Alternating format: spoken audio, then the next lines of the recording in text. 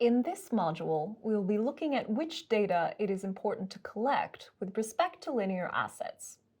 We will firstly set out the data to be collected. We will then look at how to go about collecting this data. After having collected field data relating to the physical and environmental characteristics of assets, it is essential to collect other related information, such as operating data and data concerning the past history of pipelines. Operating data includes data relating to consumers and costs. Consumer-related data gives information on the criticality of assets.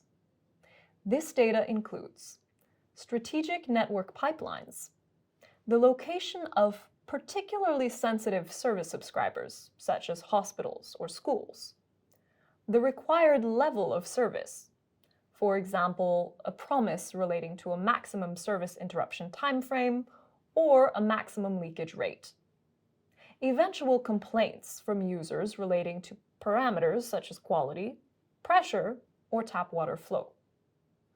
Cost-related data includes operating costs such as energy consumption, repair costs, personnel costs, renewal costs, and depreciation costs. Lastly, data on previous interventions concerns any repairs or renewals.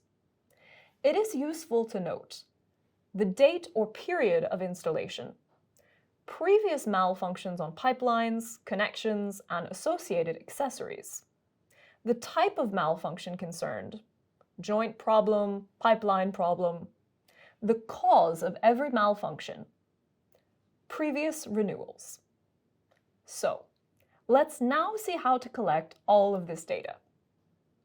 As regards previous interventions, we can call on living memory.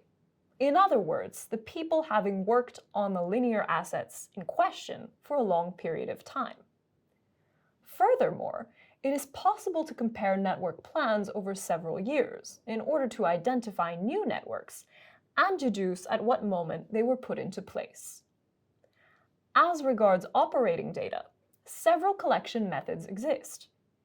Consumer-related data is obtained thanks to maps presenting the network and its consumers. Sensitive service subscribers are mentioned as well as the manner in which they receive services. As for required service level, it is necessary to refer to the contracts established between professionals and consumers. Lastly, cost-related data is generally estimated based on data from previous years set out in the fixed asset inventory, for example. Generally speaking, it is easy to find this data in the associated GIS. This tool is ideal to ensure data can be used and that it remains available for as long as possible.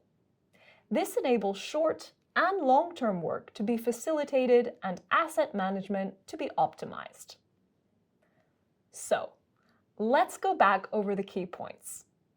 To ensure good asset management, it is important to collect as much data as possible regarding assets, namely operating data, which includes data relating to consumers and costs, as well as data concerning previous interventions such as renewals and replacements.